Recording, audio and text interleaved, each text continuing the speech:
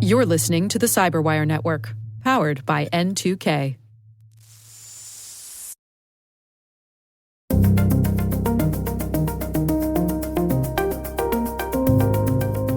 Hello, everyone, and welcome to the Hacking Humans podcast, where each week we look behind the social engineering scams, phishing schemes, and criminal exploits that are making headlines and taking a heavy toll on organizations around the world. I'm Dave Bittner, and joining me is Joe Kerrigan. Hey, Joe. Hi, Dave. Maria is on vacation this week, so joining us is our friend of the show, Michelle Kellerman. Michelle, welcome. Gentlemen. That's a little presumptuous. Wow. Okay. Don't think I've... Giving us a little more credit than we deserve, perhaps. But, all right. Joe's got a tie on. It felt right. That's true. Joe does have a tie on today. I don't. He's got to appear in court or something. Yeah, I got a court date later. We've got some good stories to share this week, but first, let's get into some follow-up. And I guess before we get into the real relevant stuff, Joe, how are the chickapoos doing? The chickens are doing very well. We moved the coop and the run last weekend. Okay. Which was no small feat because this thing is heavy. But my brother gave me a couple of dollies, so we could just put the 2x4s on the dollies and roll it across the lawn. Okay. That worked really well. But now the chickens are out in the sun, so I've got to find a way to make the roof opaque. I've already put the roof on, mind you. And the first thing I did was What's the roof made of that it's not opaque? It's a clear plastic. Okay. So I feel like you should have seen that one coming. Should have. You're probably right. But so my first solution is, well, I'll just get some black spray paint that sticks to plastic and start spray painting it. Sure. Start spray painting it. There, I can talk. I'm a podcaster. And my wife called on the way over here to the podcast, and she's like, this is not acceptable. The sun is going right through the piece you've painted. We're going to have to get new roofing material. And I'm like, that is no small cost nor task. So I'll keep you updated on how this pans out. I wonder if you could get some of, what are those adhesive, shelf liners you put in on something opaque but sticky? Maybe you could put on it there? Maybe that would work? Maybe. Yeah. Not terribly expensive. That's a good idea, Dave. I'm certain there is some redneck engineering. There's actually a subreddit called R Redneck Engineering. You may find your solution there. I'm going to check that out right now. I'm so serious. Michelle, you have something you wanted to highlight this week. Yes. Mentioned it a couple weeks ago when I was guest hosting, and we are still doing a Blood Cancer United fundraiser. So I am about 1/3 of the way through a 10-week campaign supporting Blood Cancer United, previously the Leukemia and Lymphoma Society. And my best friend, her daughter had infant leukemia, and she is in remission and doing great. But they are all very involved in the cancer community, and this is just a way I want to support her for the Visionary of the Year for Boston for Blood Cancer United. All right, very nice. Well, we will have a link to that in the show notes, so please do check that out. I actually have a little bit of relevant follow-up this week. I know, how dare I? But I was at a play earlier this week with some friends, and before the play was getting started, we were sitting in our seats, and I was bringing my friend up to date on work things, and he was asking about this show, and I was telling him about some of the different scams we cover, and I mentioned romance scams. And at intermission, I was out in the lobby, and a gentleman came up to me, and he said, I heard, I'm sorry, I couldn't help hear you speaking to your friend about scams, and he said, my mother got scammed. He said, in fact, she's in the middle of one right now. This is the second one. She's already lost about $20,000. Yikes. And he said, there doesn't seem to be anything we can do to convince her that it's not real. He said he even had a friend of the family who is in law enforcement come and speak to her. And she just refuses to believe that it's a scam. It's tragic. It is. Yeah. So I guess the lesson here is try to spread the word and get ahead of these things. So we talk about inoculation. Right. So if you can warn people about these things before they happen, it's a lot easier to convince someone not to be scammed than to get them out of the scam while they're in the middle of it and while they're believing it. Yeah, and the inoculation part is no small feature of this. If you can make them aware of what happens and what the pattern is, the love bombing, then but you've never met this person, then there's some sudden crisis and they need money. That should at least map to something you've already heard of. Right. Right. And if you've done that groundwork beforehand, you're in a lot better of a position, I think. I don't know if there's been any research on whether or not that's helpful.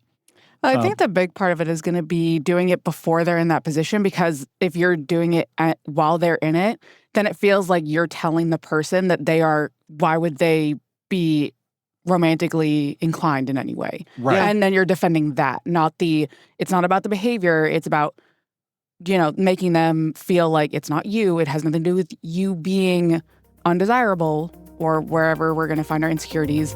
This is just the fact pattern. Mm-hmm. Yeah. Prior. Doing it in the moment is infinitely harder. Yeah. Yes. And you don't have any sunk cost fallacy going on Right. as well. Mm-hmm.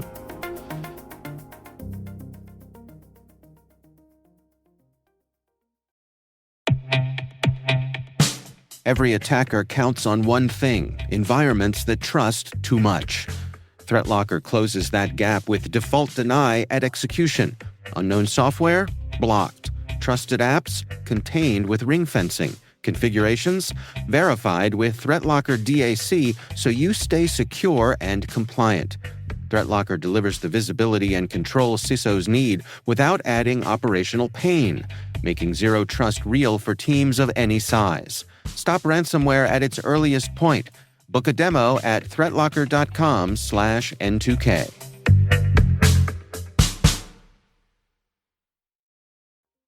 All right. Well, that is our follow-up for this week. Let's get to our stories here. I'm going to start things off. This is actually from a group called Picus Security, who's new to me, but they shared some information here, some advice. They call it the SLAM method. SLAM. This is the SLAM method for phishing awareness. SLAM method for phishing awareness. And this is not a scam. This is this protection. is a SLAM. It's a SLAM to prevent scam. I see that it's a... Dr. Seuss is knocking on the door. That's right. That's right. Do I like this SLAM that scams? No, I do not like this SLAM that scams. Especially not when from Semi. Yeah. No, The SLAM method stands for... It's an acronym. It is indeed. It stands for Sender, Links, Attachments, and Message. So sender verification, they talk about how you can verify it and why it's crucial. They say look at the full email address, not just the display name. So in your email account, very often, like if I get an email from you, Joe, it says Joe Carrigan. It doesn't say supercoolguy@gmail.com. Yes. It's supercoolguy1@gmail.com. Right. Because super cool guy was already taken. Right. They say look for lookalike and homoglyph domains. So that means using characters that look like English characters but are actually characters from other languages like Cyrillic or Greek or Latin characters, those sorts of things. Yeah. They say look at domain age and reputation. Obviously, this is probably not something you're going to do routinely. Checking your email, but I'll tell you, there are corporate things that will, that I'll say that my employer has something that will not let you go to a recently registered web page. And I know that following up on our things Joe hates me purchasing the domain back. Yeah. Because I wanted to go to it and see what it looked like. And it was like, oh, no, this has been registered in the last 2 weeks. And I was like, oh, okay. Yeah, I couldn't follow any Artemis stuff while I was on my work computer because a lot of the stuff popped up for the Artemis mission. So it was that newly registered domain despite being either government or something. Oh, so that was... I had to look at it on my phone, which I hate on principle. Yeah. It's not a little computer activity. It's a big computer activity. We're going off the rails here, but we do that every show. We do best. Yeah, I hate looking at websites on my phone. It is the worst. Yeah. I agree. It's a big computer activity. Yeah. Yeah.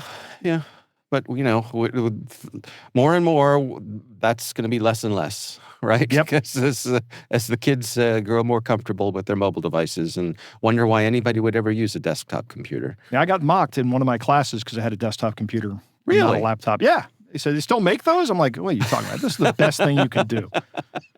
Oh, my. All right. So the L in SLAM is the links, links within the email. And they outline here how to reveal the real URL behind a click. So as we've talked about here many times, if you have a link in an email and it says it's going to take you to things Joe hates, there might you can click on that, but you don't know that behind that link, you don't know what the actual URL is. So you can examine that link. You can right-click the link, examine what the URL actually is. Or in a lot of browsers, I guess you can hover over it, and it'll tell you there'll be a display somewhere in your interface there that'll show you what the actual destination is. Right. Again, phone problem. This is harder to do on a phone. Yeah, right? Absolutely. I'm told you can do it, but I can never remember how. Yeah, I don't know how. Because there's really no hover over on the phone, right? Right, yeah. I think it's like press and hold, but Probably. But who's going to risk I'm that? not. Yeah. Oh, we're old. The A in SLAM is attachments. How to identify dangerous files before you open them. The legitimacy of the attachment is important. Is this something that you'd normally receive? They point out that threat actors frequently disguise material as routine business documents like invoices or resumes or something from HR, meeting notes, those kinds of things. And also they point out the urgency. You must open this now. Again, something comes from HR or your boss. I need you to take care of this right now. Or payment overdue. Your action is required. Yeah, I mean that's a telltale sign of any of these scams is the artificial time horizon, the time constraint.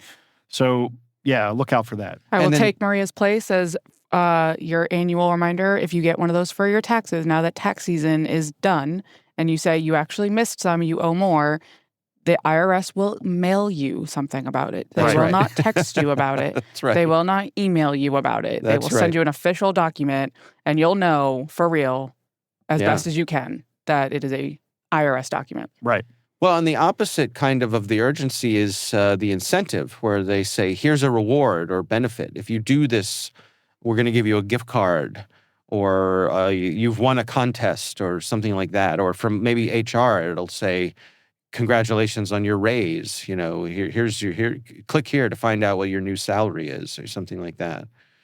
And then the M in SLAM is for messages, and they talk about how to spot suspicious or inconsistent content.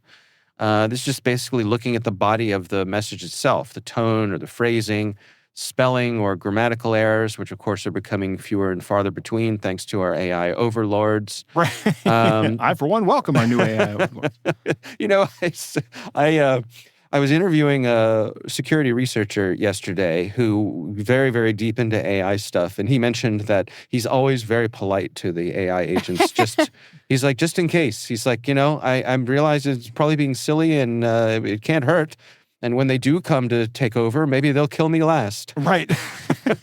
Nah, take me out first. I'm not navigating with that. I'm not. Right. Where will you be if a nuke goes off? At the center. Yeah, you want to be. I'm not doing that. You want to be vaporized. I get irritated when I have to park too far from the door. I'm not built for these things. I know who I am. I am looking forward to post-nuclear Holocaust survival and see, how long will I last? It's kind of like a game. I'm going to gamify it. Okay. I like my water filtered and ice cold. I'm not doing that.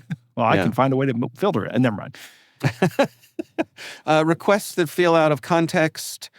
Inconsistencies between the message and the role, like there's they point out HR sending financial documents or IT sending payment reminders, like if the ask doesn't match the person who's asking it. Mm-hmm. And then a manipulative tone, which touches on the urgency thing, if they're using any kind of pressure or fear, unexpected benefits, anything that feels off. Pause. Yeah. Because nothing that's critical is going to be sent in an email that could risk getting filtered out. They are not going to send you stuff that you could potentially miss if it's time critical. They will pick up the phone and call you. Right. Even better, they'll come and knock on your door. Yeah, they will come and knock on your door. Yeah. So I kind of like this. We'll have a link to it in the show notes, but I think SLAM is pretty easy to remember. And again, it's sender, links, attachments, messages. So I don't know that everybody's going to memorize that, but I think this is a decent one to send around to your colleagues, to your friends, that sort of thing, to help guide them through and remind them what some of the things are to look for. So thanks to the friends at Picus Security for publishing this, and I kind of like it. All right, Michelle, you're up. What do you got for us this week? So I'm actually going to do something a little bit different this week. I'm not doing one particular story. Mine is an amalgamation of stories that I think is the early warning signs to a turn of the tide when it comes to scamming.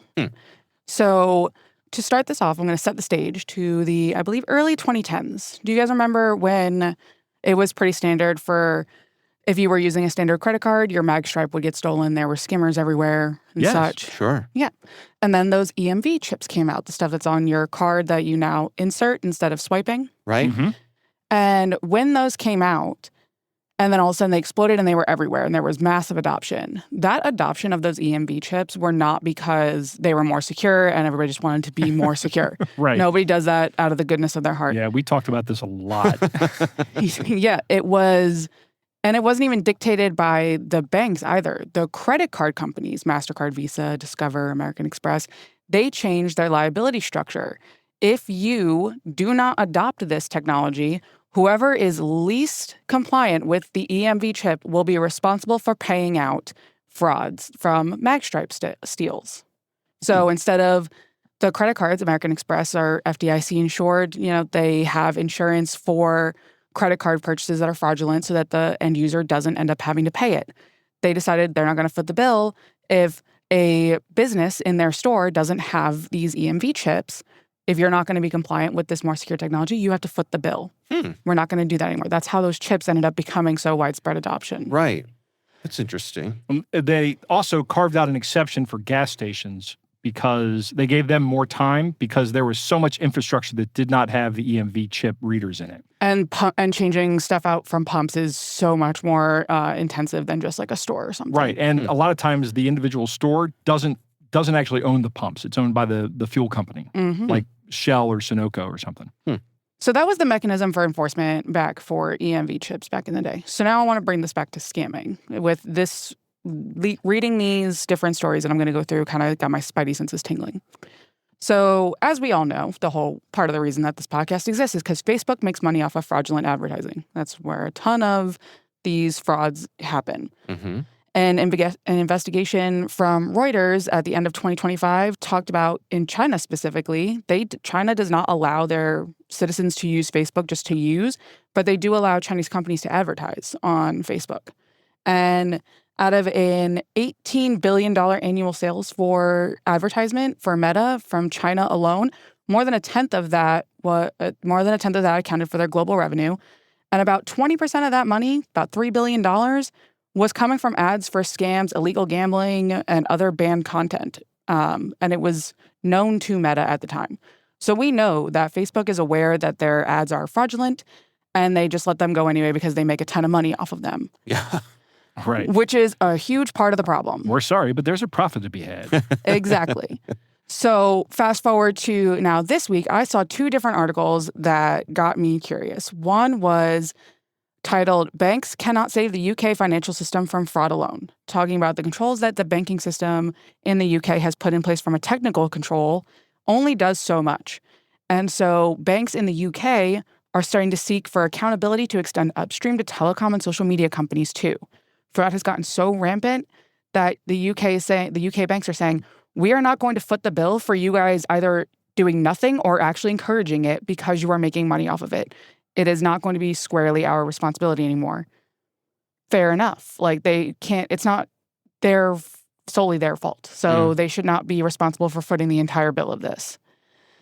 And then fast forward to this week with all the Mythos stuff coming out, all of the disclosures, seeing all of the potential issues that could come or the goodness of identifying these vulnerabilities and being able to patch them. Well, let's pause there, Michelle. Just for folks who might not be up on that, can you describe to us what exactly Mythos is and why it matters? Yeah, so Mythos is a new AI model made by Anthropic. Anthropic is one of the leaders in AI development, and they started testing this particular model to identify vulnerabilities in code, in software. that's a good use for AI in general. Humans can't possibly, with the volume of code that is out there, humans cannot possibly identify all the vulnerabilities. This particular model, Mythos, is excellent at it, to the point where actually the Wolf SSL vulnerability that got a 10 out of 10 for the CVE, that came from an Anthropic researcher working on this Mythos AI model. So we were already seeing how well it can identify all of these vulnerabilities. And I thought that it was interesting that when that came out, the first official administration action was Secretary Bessent, the Treasury Secretary, calling a meeting with all the bank CEOs to talk about what are they going to do about this? How are they going to secure banks? How are they going to secure banking infrastructure? Because at the end of the day, the banks are the ones who foot the bill for a lot of this. People have to, unfortunately, stomach some losses, but also banks do as well. Mm-hmm. Yeah. So I thought that it was interesting that they didn't call DHS, they didn't call cybersecurity firms, they called banks. Right. And and it got me thinking of, when banks want something done, it gets done. Yeah. It has to, by the nature of how the world works. So my solution is to the banks, you're going to start using this Mythos Anthropic model or Anthropic Mythos model. Start looking at your software. Use this model, go find the vulnerabilities and fix them. That's the first thing that should be on every single CEO's and CISO's mind.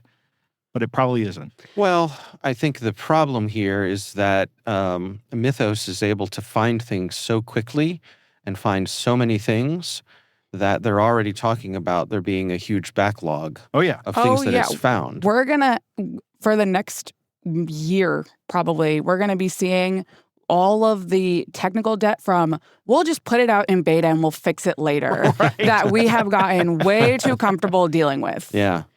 And so I think that we're going to see so much. But the thing that I was realizing with all these seemingly disparate things that are all happening at the same time, I think we might be entering a time where banks are going to start pushing liability onto all of the infrastructure that is either enabling or allowing scams to go unchecked, because it is now really hurting bottom lines. It's hurting. When we were talking a couple weeks ago, bank mortgage fraud accounts for 40% of losses on mortgages. It's becoming, you can't ignore it anymore. And I think that banks are going to start forcing the issue as opposed to just, it sucks for the little guy. Banks now have a problem. And when they want something fixed, it gets fixed because they're footing a lot of the bill. When you say pushing it to other organizations, who would they push it to? Telecoms, social media, the same way that the credit card companies put liability, they change their liability structure to whoever is least compliant with the EMV chips. That's who pays when there is fraud. Right. So I guess what we're talking about here is faulty software. If you're a third-party provider to a bank, and I suppose this is maybe the shape of things to come, is that every contract, on the one hand, the people who are buying software are going to try to have it in the contract where the person providing the software will be liable for any errors in the software, but the people selling the software are going to try to have it in the contract that they're not liable for anything. Or Facebook is going to get some legal heat for liability from fraud stemming from fraudulent advertisers on Facebook. They just got hit a couple weeks ago with their first product liability suit. They were found guilty for putting a faulty product on the market, which is just their social media. Yeah. So they are already facing some introductory product liability suits. And I know that there are more coming. And I think that Facebook could catch some of the heat for just allowing these fraudulent advertisements to go unchecked that lead to the fraud down the road. Yeah. It's interesting. What this makes me think of is this whole notion of enough is enough. At what point do the banks, or I guess it takes someone with the influence of the banks to be able to say, okay, we've had it. There are going to be changes here. Yeah. And listen up, Mark. But also listen up, Congress. Right. We're tired of footing the bill for this, and our insurance companies are tired of footing the bill for this, and so we need some changes here. And maybe that's what it takes to tighten some of these things down. And we've seen that before. Going to bring up caveat punchline of the Video Privacy Act for when members of Congress were getting their video rental history back in the 80s. Right. Right. Advertised, and then all of a sudden there was a privacy act around what video, like your video rental history is private. Yeah. They did the same thing with selling and buying browser histories. Mm-hmm. But I don't think that had much of an impact. Yeah, I think it was also the books you borrowed from the library was fair game for a while, and I don't believe it is anymore. Yeah, Yeah. I know that in Howard County, Dave, where you Yeah. live, the library does not keep your history of book checkouts. Really? They just don't have the record of it. Huh. Why do you know that? Because I asked. Okay. why do you think I know? Well, how do they know if you've returned a book or not? Well, obviously they have a system to know that you have a book out. Yeah. So I mean, so while you have a book out, they can, they know that you have the book. But once you return that book and they check it in, they delete it. It's gone. They don't keep Good on them. Yeah. I think that's It's so what it should refreshing be. that for once something I do is not being sold to a data broker. That's right. How cute. I love that. That's right. What is this saying about libraries? Is there like the one place left in our daily lives where there's no expectation of commerce, right? You can just Right. go and do what you need to do and not spend any money. Yeah. How quaint. Yeah, I so should check think and see if Carroll County has the same thing because now I'm a Carroll County library patron. Mm, But I still have my Howard County card from when I lived here. yeah. So yeah, I think we're getting to that. Enough is enough, and I think it's just reached a volume of how many millions and billions of dollars are just stolen all over the world. Where now we can't keep stomaching it. We're starting to see that with cyber insurance policies. They can't keep taking the losses if these companies are not going to do a certain amount of cybersecurity to prevent these things. We're seeing just a critical mass of just how much volume Yeah. it's not supported anymore. Yeah. No, I saw recently that the feds are exploring the idea. They're open for comments about the possibility of a federal backstop for cybersecurity, much the same way that they provide flood insurance. Hmm. So So I think we're starting to reach critical mass where it's not just that sucks, be careful Right. as the official guidance anymore. Yeah. Yeah. Which Well- makes me, I hate that it took this long, but it's nice to starting to see at least whispers of it. yeah, I guess my hope is that it doesn't ultimately land on the consumer. You know, Yeah. Or That's because so often that's what happens. yeah. Yeah. That's what I think is going to happen. Yeah. Ultimately, and maybe that results in some kind of consumer level class action, Yeah. or class action against some of these big media or big social media providers that make billions of dollars off of fraudulent advertising. Billions of dollars off of fraudulent. Billions from one country. Right. Yeah.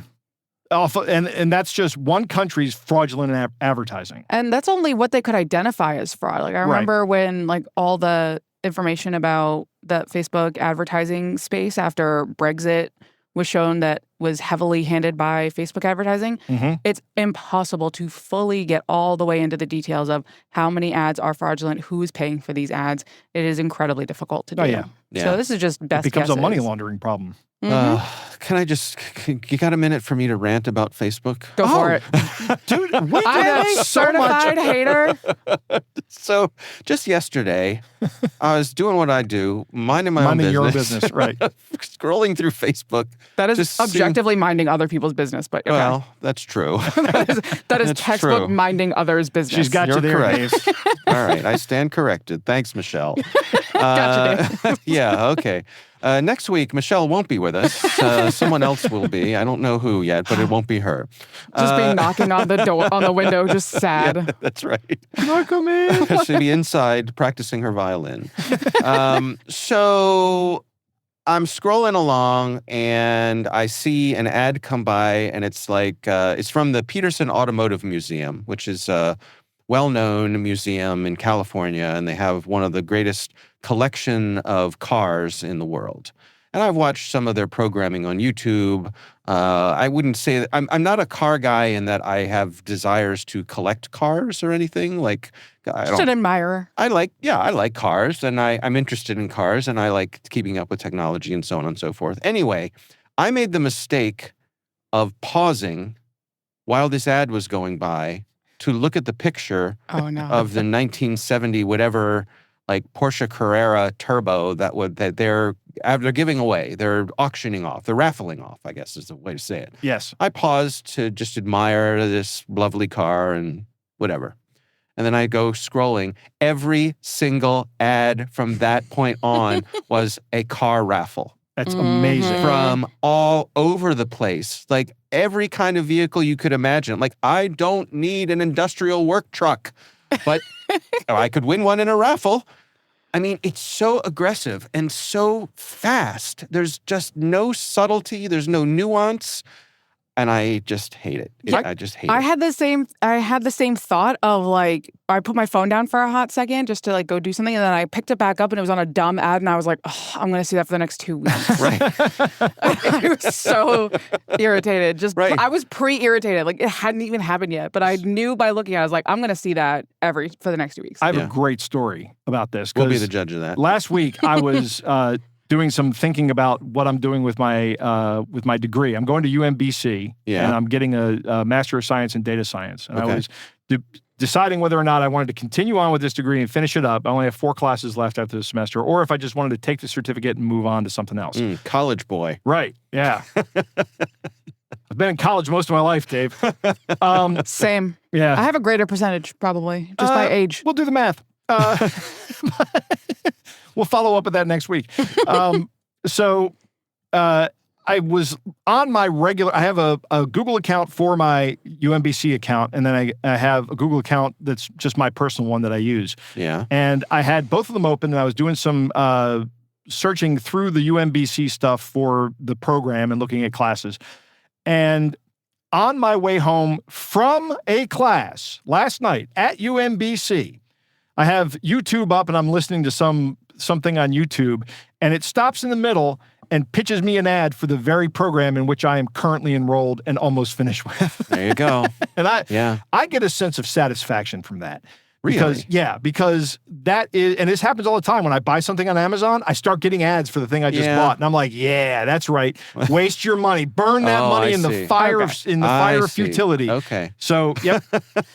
I see. That's the satisfaction. Yeah. I get that too. The last time I bought a car, after I bought the car, I was getting all these ads for the car I just bought. Right. Like, I don't need 2 of them. Just be glad you didn't stop for a second to look at the bikini ad, Dave. Because then when your wife sees you looking at a bikini, and nothing but bikini ads for the next 2 weeks. I'm starting a fight. Right. Yeah. If I've got nothing to do that day, you don't either. Right.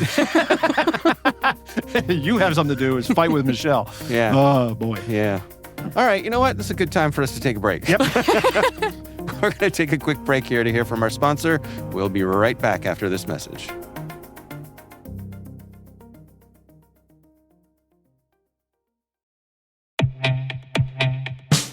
Most environments trust far more than they should, and attackers know it. ThreatLocker solves that by enforcing default deny at the point of execution. With ThreatLocker Allow listing, you stop unknown executables cold. With ring fencing, you control how trusted applications behave. And with ThreatLocker DAC, Defense Against Configurations, you get real assurance that your environment is free of misconfigurations and clear visibility into whether you meet compliance standards. ThreatLocker is the simplest way to enforce zero-trust principles without the operational pain. It's powerful protection that gives CISOs real visibility, real control, and real peace of mind. ThreatLocker makes zero trust attainable even for small security teams. See why thousands of organizations choose ThreatLocker to minimize alert fatigue, stop ransomware at the source, and regain control over their environments. Schedule your demo at threatlocker.com/N2K today. And we are back. Joe, what do you got for us this week? My story comes from the LA Times, and the reporter is Sierra Morgan. And it's a story of these 2 cousins, Shrey Goel of Calabasas and his cousin Jonique Raheja of Denver. They both have admitted to federal crimes tied to a nationwide rental scheme that has been pretty big. So This scheme relied on deceptive listings, including double bookings and last-minute cancellations. And this is all according to federal prosecutors. The short-term rental strategy was first launched back in 2013. So they've been doing this for 10 years. Okay. And it involved an online business to list properties on digital platforms. So, these platforms, of course, the big ones, Airbnb and Vrbo and other platforms as well. Right. But the two were allegedly using a mix of properties they owned and others they had rented or leased on the platform, and they were listing the same property multiple times with varying prices on multiple platforms. Okay, so I go out and I secure an actual house. And then I say... So you're the scammer. I'm the scammer, right. Okay. I'm the scammer. I'm Joe the scammer, and I'm going to go out and I'm going to try to list a house. So I put an ad on Vrbo, and I put a listing on Vrbo, and I put a listing on Airbnb. The Vrbo listing is $200 a night. The Airbnb listing is $150 a night. Michelle, she says, I'll take the Vrbo listing for $200 a night. Dave, you take the Airbnb listing. And when the night comes for you to check in, I cancel Dave's reservation. Oh, see, I was thinking as like a meet cute. Right. That's worse. That's worse. Thanks, Michelle. Right. Overbooking. So my initial thought listening to this is, how is this different than how many other conglomerates are doing business? How is this any different than airlines overbooking on purpose, than dynamic pricing because of the person or the platform? Yeah, I get it because it's illegal because these two just dudes are doing it or whatever. Right, that's a good question. It's not this all sounds like what's being done at a massive scale by all of these mega corporations. I know that airlines have obligations to pay you when they bump you or overbook you. So, they did. I think that was overturned with this administration. Was it? One of those FAA... one of those FAA regulations. Yeah. Okay, because that's just a regulation. It's not a law. In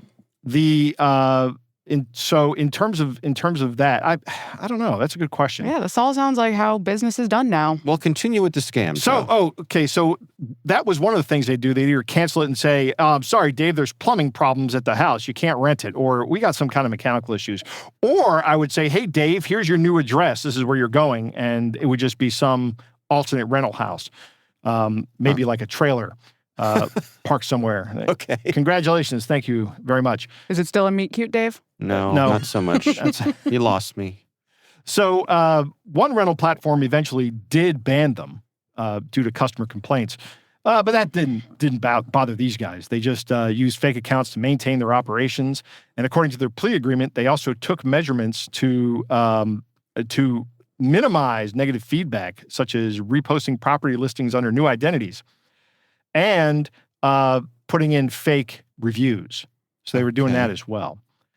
From October of 2017 to November of 2019, they used these fake names and identities. And then they started up a couple of LLCs, which I don't know why they did that, other than maybe they just wanted to spin these up and throw them away. But, one of them was called Abbott Pacific LLC, and the other one was called Jet Set Work LLC. Cool names, by the way. Properties included listings from Southern California and also cities like Chicago, Dallas, and Denver, and Nashville. So if you're going to go check out Graceland, baby, maybe you're going to get scammed by these cousins. What was ultimately the scam here? Did anybody get a place to stay? Some people did. Okay. Some people did, but other people did not.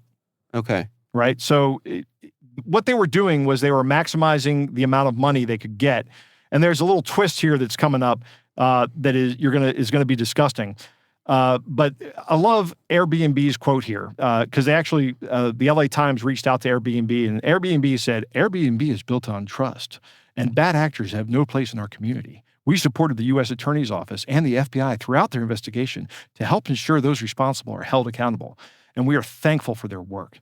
We have taken multiple steps to strengthen our defenses and help make rare issues like this even rarer. Okay. Which is very corporate ease, right? Like, Sure. hey, this is a rare thing. Don't worry about it. We're working to make it better. Okay, maybe you are. Just once, I'd like to hear a corporate spokesperson said, "It's too bad the U.S. Constitution prohibits cruel and unusual punishment." These people are reprehensible and should be punished to the fullest extent of the law. And then some. Yeah, and then some. Okay. Verbo did not immediately respond for comment, so maybe that's what we'll say the Verbo people said. No, Okay. we can't say that. The prosecutors alleged that the scheme was large scale, that they did this more than 10,000 times, and their revenue was $8.5 million over these 10 years, which is a lot of money. Now, that means that some people were inconvenienced and all kinds of other stuff, but the indictment also alleges that the defendants engaged in discriminatory practices based on racial biases. They would cancel the reservations of people they perceived to be black. And disproportionately targeted them with cancellations. Neither defendant would agree to in their plea deal, said that it was a large-scale operation or that they practiced this discrimination. But the prosecutors did allege that. Okay. And that's the really icky part. According to the plea agreement, Goel pleaded guilty to wire fraud, and he faces up to 20 years in the federal pen. And Raheja pleaded guilty to obstruction of justice because while he was being investigated back in 2023, he made false statements to federal agents, including denying that the overbooking practices were intentional. He faces a mere 10 years in the federal pen. That's what I was thinking. Those plea deals are wildly different. They're different crimes. So lying to an investigator will only get you 10 years, but wire fraud will get you 20, I guess. Yeah. But they have not been sentenced yet. That happens in August and September. Plus probably restitution for the wire fraud, potentially. Yeah, I don't know. That's a good question. I have to look at the indictment. I just read the story. Or look at the plea agreement, rather. Yeah. Do you guys make much use of these sorts of things, these Not Airbnbs anymore. and Verbos? I used to be a big fan of them back when they were actually worth it, when they cost less than a hotel room and you could have a bunch of people in one location. That was great. But now they cost more than a hotel room, you get no service, and you have to clean up after yourself on top of paying them a cleaning fee. Yeah. And they want you to strip the bed and take out the garbage and all this stuff. And it's like, I can do that at home. Right. For free. I don't need to travel. At least at a hotel now, you get service, and then you don't have to worry about all the ickiness that happens in Airbnbs and creepy hosts and stuff. So, I still check for the nope. ickiness. Yeah, you always got to. So, no, I have said goodbye to Airbnbs a long time ago, which is disappointing because it was a good idea. Yeah, if they offered a reasonable value proposition, I might be willing to do all the service work, that gets done at a hotel. But if it's more expensive than a hotel, I'm going to have to do some math on that. Like how many people are staying there, how many hotel rooms we need to get, if 7 of us are going down to Texas, maybe I'll get one. Maybe I'll get an Airbnb.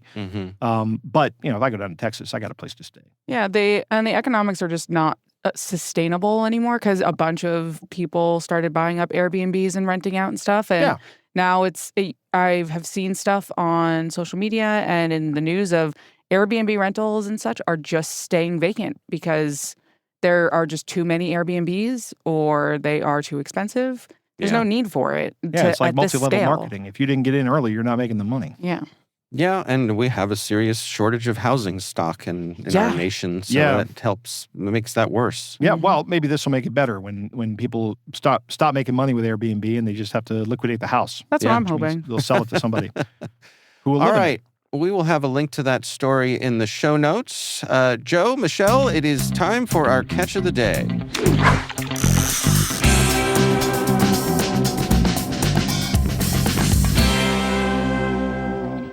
Dave, our catch of the day comes from the r/scambait subreddit. The title on this one is, Who Wants to Help Me with This One? Mm-hmm. And it's very short. It looks like a text message coming.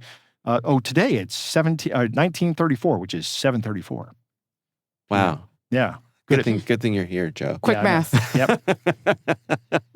It goes like this. It says, "Hi, Bob. It's me. Is he sick? I'm just trying again as I'm not sure my messages have been getting through.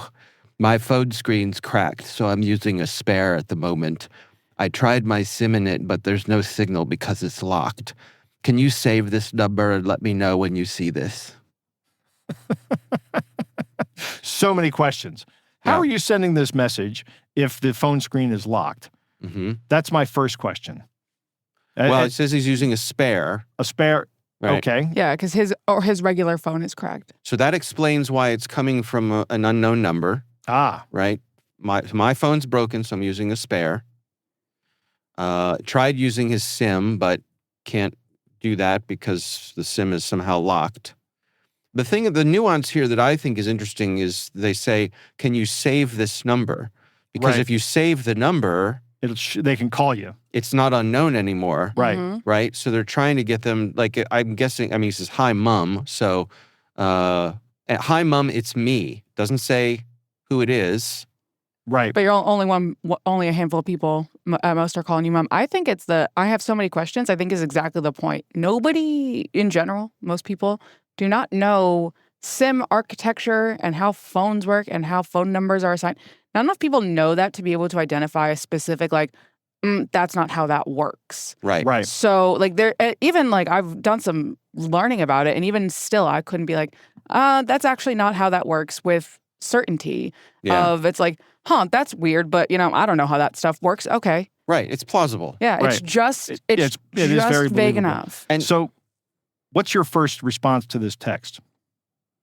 well, let me go in a different direction and just say I can imagine. I will answer your question, Joe. But Okay. my first response is I'm trying to imagine my mother answering this question. Mhm. If this came to her, Right. her first question probably would have been, "Is this Dave?" Right. So now she's given away the name. Mm-hmm. And so the scammer's going to say, "Yes, it's me, Dave, and I'm in trouble and I need help," and off we go. Right. How would I answer this? Yeah. Well, I wouldn't. Oh, you wouldn't? No. I would say, is this Tommy? And when he comes back, yeah, this is Tommy. Then Tommy, you got the wrong number, man. That's Because good. I don't have any kids named Tommy. That's good. Yeah, I like that. That's a good one. Mm-hmm.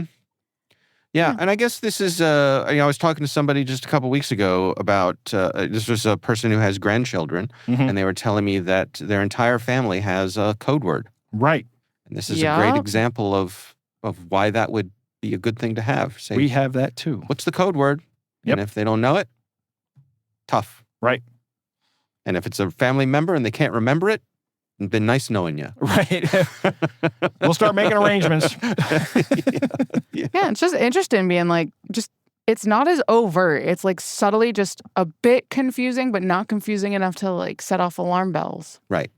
Right. It's I don't like this one because of that. Intentionally vague. Yeah, it's effective, and I don't like that. Oh yeah, I'm rereading this again, and it's the SIM is locked. I'm sorry. Yeah, it's Yeah. effective. Yeah. I don't like that.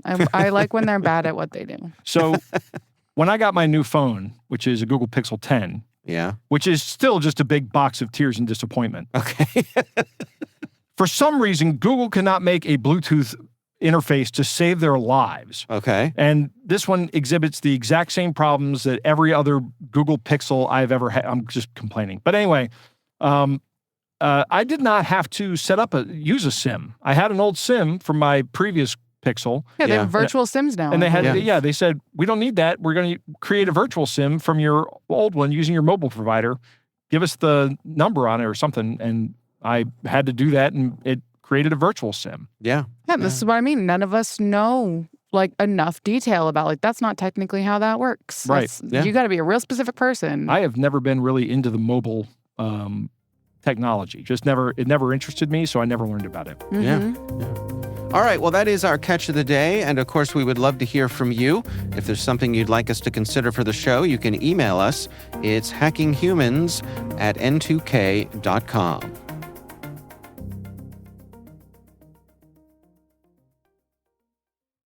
Most environments trust too much, and attackers know it. ThreatLocker enforces default deny at execution, blocks unknown apps, and limits what trusted apps can do. Stop ransomware at the source. Get your demo at threatlocker.com/n2k. And that is our show, brought to you by N2K Cyberwire. We'd love to know what you think of this podcast.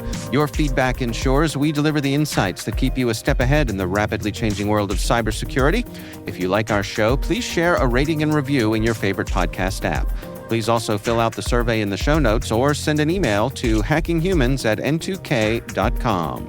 This episode is produced by Liz Stokes. Our executive producer is Jennifer Iben. We're mixed by Elliot Peltzman and Trey Hester. Peter Kilpie is our publisher. I'm Dave Bittner. I'm Joe Kerrigan. And I'm Michelle Kellerman. Thanks for listening.